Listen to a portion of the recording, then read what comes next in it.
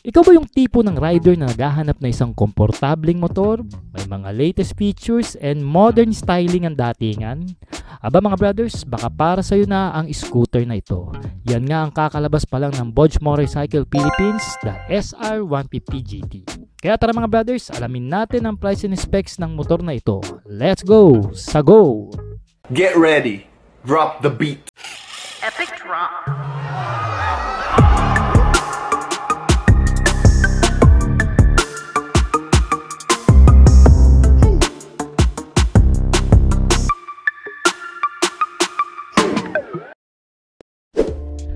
Nang una ko ang nakita in person ang scooter na ito, masasabi ko kagad meron itong laban sa merkado pagdating sa larangan ng 150cc maxi scoot dito sa bansa.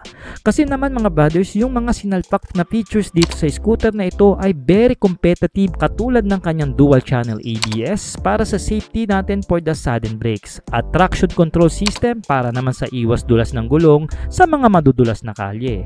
Tapos pinaiilaw pa yan ng LED lights sa kanyang lighting system at yung front facing ng scooter mga brothers, dito kanya maa-attract Parang pinaghalong elegant and sporty look ang datingan para sa akin.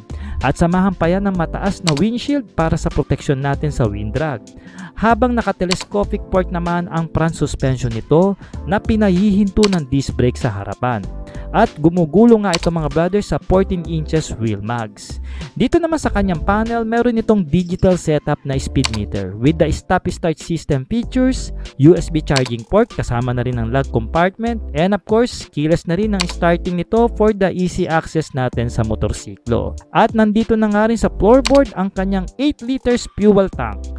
In bike fitting, mahalin tulad ko ang gesture nito sa scooter ng Honda. Yan nga ang PCX 160. Pero medyo may kataasan naman ang handlebar ng SR150 GT ng Bodge na magbibigay sa iyo ng upright riding position. Tapos yung seat, aba mga brothers, masisiyahan kayo dito dahil napaka-comfort niyang sakyan at hindi gaanong kalaparan. Kaya naman kahit maliit na rider, ay tsak na hindi ka mahihirapan dito. Nakatulad ko na 5'4" lang in height. At may taas nga pala ang seat ng SR150 GT ng 775mm na may ground clearance na 140mm lang, na tamang-tama lang ang taas para dito sa kalye sa Pinas. Meron nga pala itong 135kg in net weight na hindi lalayo sa timbang ng Yamaha NMAX na 132kg. And not to mention na meron itong dalawang foot positioning na isang standard and foot forward na nakakabawas ng stress sa katawan during na ating mahabang biyahe. Plus may kasama na rin itong solid na grab bar para naman sa ating magiging angkas. At sayang hindi pa nila nilagyan ng provision para lagyan ng top box. Okay, dito naman tayo tumungo sa rear portion ng SR150 GT ng Bodge. Meron nga itong single canister na muffler na full cover na ng heat guard. Naka 13 inches wheel mags naman sa likuran nito, habang naka dual shock absorber naman ang rear suspension at pinahihinto ng disc brake na preno. Naka LED na nga rin pala ang taillight ng scooter, kasama na nga rin dyan ang mga turn lights ng motor na nasa mismong assembly ng ilaw dyan sa harapan at likurang bahagi. May kapangyarihan nga pala ang makina nito na 14 horsepower at 8,500 RPM at kayang sumibat ng 40 Nm of torque at 6,500 RPM, na kung magbe-base tayo sa power to weight ratio ay mukhang malakas rin ang isang ito pagdating sa kanyang arangkada. It is 149cc, single cylinder, liquid cooled engine, since mataas ang compression ratio ng makina na umaabot ng 10.6:1. Habang naka-fuel injected na nga rin to sa kanyang fuel system, kaya naman mag-expect tayo dito na merong power kahit papano at makikatipira na rin sa gasolina.